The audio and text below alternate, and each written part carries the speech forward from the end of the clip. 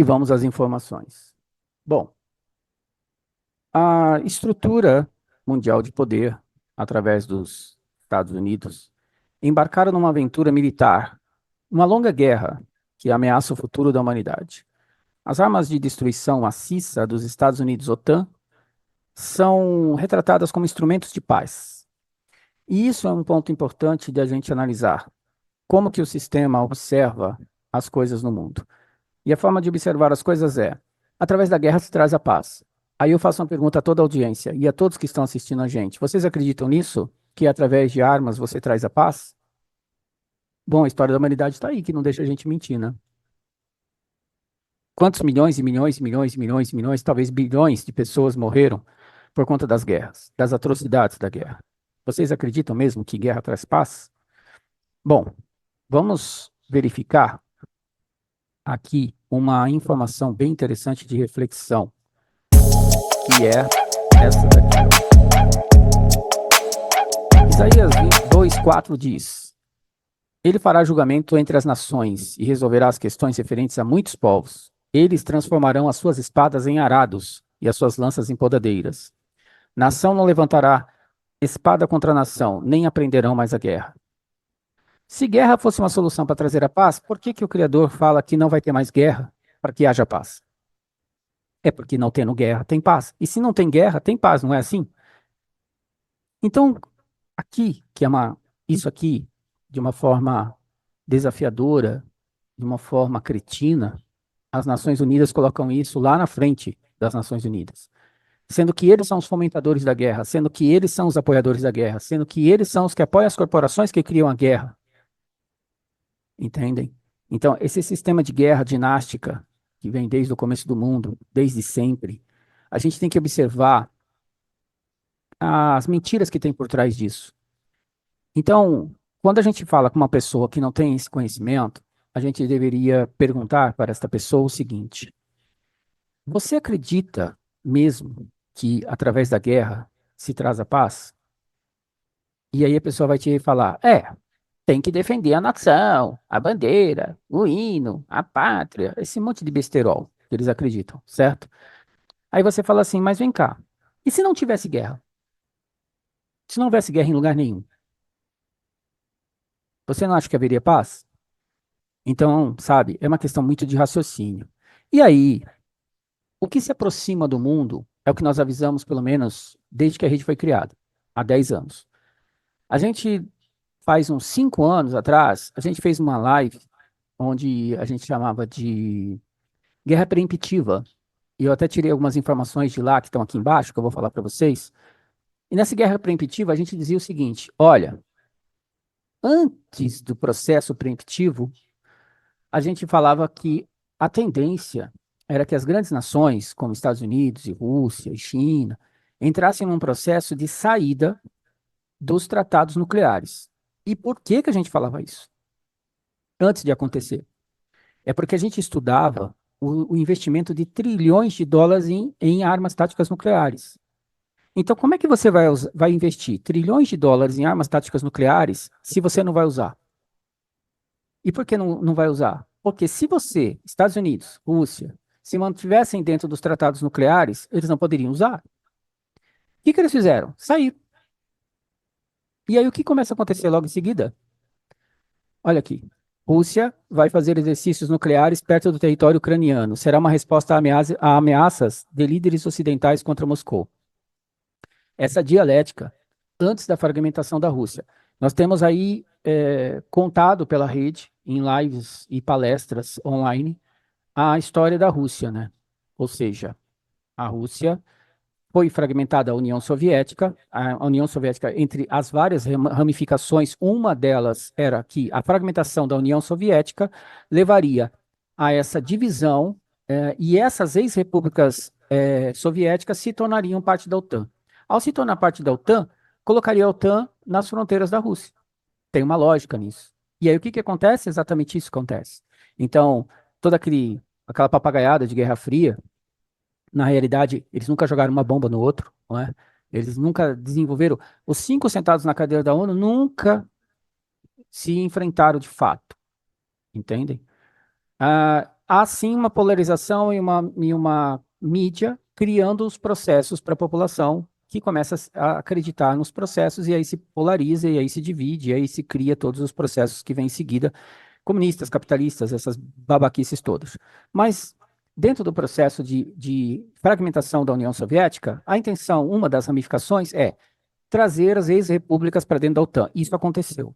Então, você tem lá inúmeras ex-repúblicas da União Soviética dentro da OTAN. Tá. Em seguida, após a fragmentação da União Soviética, o plano é desestabilizar o leste europeu e a Ásia Central. Isso também já está acontecendo. Então, nós temos ali, na região do Cazaquistão e regiões do Uzbequistão e Tadiquistão, esqueci agora. É, Tajiquistão, acho que é isso, não estou lembrando. Você tem ali uma série de desequilíbrios, uma série de situações em andamento, né?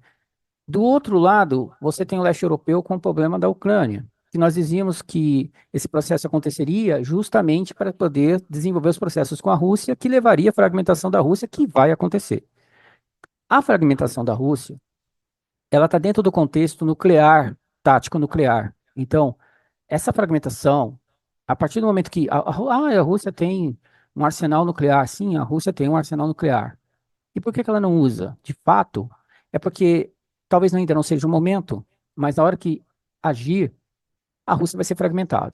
Porque, além das ações internas que estão acontecendo, de fragmentação interna do país, com agentes dentro do país, desenvolvendo os processos para que haja uma ruptura entre da Federação Russa como um todo, você ainda tem as ações externas, né, que se direcionam à Rússia, de todo o processo em desenvolvimento. A hora que a Rússia lançar uma bombinha, vocês sabem o que acontece, né? Então você tem duas coisas acontecendo: a fragmentação interna e as ações que podem acontecer vindo de fora, contra o território russo. O oeste da Rússia já está sofrendo esses processos, né? Nós contamos já essas histórias aqui, falamos das cidades lá que estão, Belgorod, por exemplo, sendo atacada e etc. Então, esses processos já estão em andamento. Mas a Rússia vai ser fragmentada.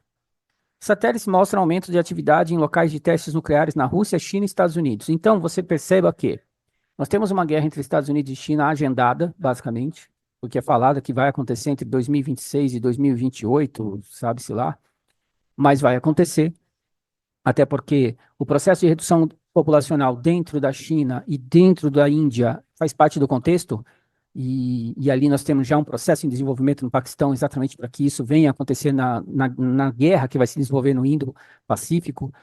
Então você tem duas grandes populações, né? Você tem ali uma meta a ser atingida.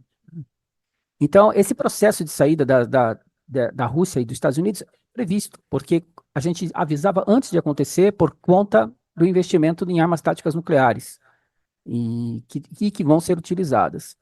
E a prova disso está aqui, né? Os perigos da guerra nuclear são reais, orientados para o lucro. 2 trilhões de dólares investido em armas táticas nucleares. E esse investimento não é em vão. Eles nunca fazem nada em vão. Então, armas táticas nucleares serão usadas no mundo. Se a gente pudesse pontuar, Índia vai sofrer com isso, Paquistão, provavelmente, Coreia do Sul, Coreia do Norte. E aí, onde outras bombas podem cair? No leste europeu, não sei, talvez. Né? Então, a gente tem que ir percebendo, né, o movimento. Em julho de 2021, o governo Biden lançou a revisão da postura nuclear. Olhem como tudo se encaixa, né? Então, a gente, antes de acontecer esse processo de saída dos Estados Unidos da Rússia, a gente dizia que isso ia acontecer, que eles iriam usar armas táticas nucleares. O interessante é que, por que que a gente dizia? Por conta do investimento em armas táticas nucleares. Trilhões de dólares. Mas, até aí, não tínhamos uma ideia da narrativa, qual seria a narrativa construída. Bom, tá aí a narrativa construída. A doutrina nuclear norte-americana subjacente consiste em retratar as armas nucleares como um meio de autodefesa e não mais destruição em massa. Pronto, estava feito o argumento para se usar armas táticas nucleares. E elas serão usadas. Então, podemos dizer que a nossa geração, ou a que está em andamento, vai testemunhar armas táticas nucleares em uso.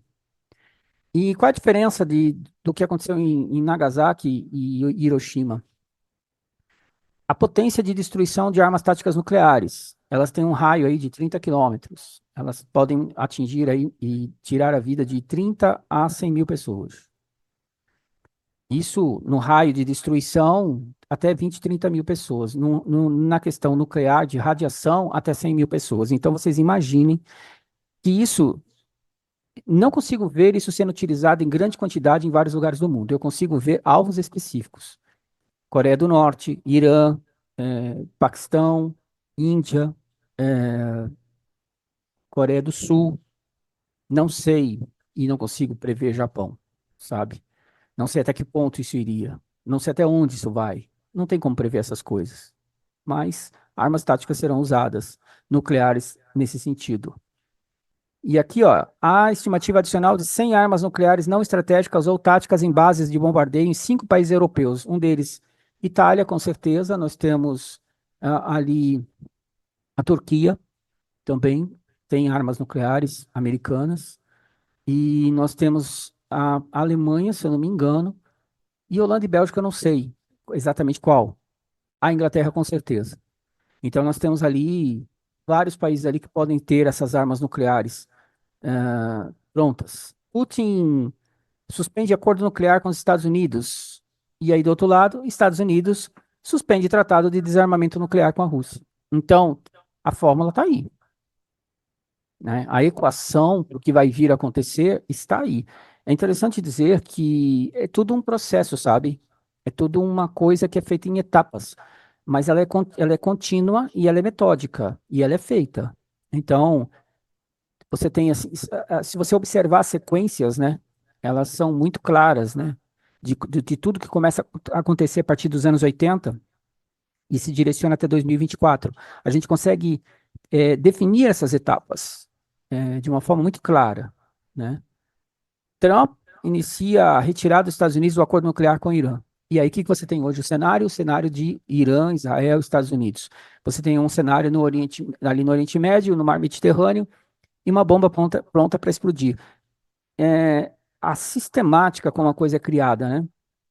Então, essa coisa ela vai se desenvolvendo de uma maneira bem perceptível, né? Iugoslávia, Líbia, né? Aí você vai indo, pronto, chegou na Ucrânia, que já é fronteira com a Rússia. Essa coisa se agrava. Aí entra o Irã no meio, Israel. Aí daqui a pouco você vai ver Paquistão, Índia. Aí daqui a pouco você vai ver Coreia do Norte. Essa coisa toda para definir as ações, onde vai acontecer leste europeu, Indo-Pacífico, Extremo Oriente, Ásia Meridional, tudo os lugares que a gente fala há quantos anos, que seriam os alvos. E aí América do Sul também, mas de uma forma diferente, porque aqui outras coisas estão previstas. Uma delas nem posso falar, porque senão eles tiram live do ar, quando a gente publicar o short lá no YouTube. Então, essas coisas que a gente observa com uma clareza muito grande por anos e anos, transmitindo lives e falando sobre a geopolítica mundial no sentido macro, porque a nossa especialidade é o macro, o micro é consequência do macro. O micro, na realidade, obedece às ordens do macro. Então, o micro não vale nem a pena ser avaliado, porque eles estão sofrendo as consequências das ações, né? Então, as mudanças, as estratégias, a forma como isso é feito, não leva em consideração vidas humanas. Isso, de fato, não importa. A equação para eles disso, dentro de uma estrutura de poder mundial que é estabelecida pelos militares, abaixo o sistema financeiro, corporativo e depois vem a política, para eles vidas não importa. O que importa é o objetivo a ser alcançado. Dito isso, a gente tem aqui ó, cerca de 12.500 ogivas nucleares em todo o mundo.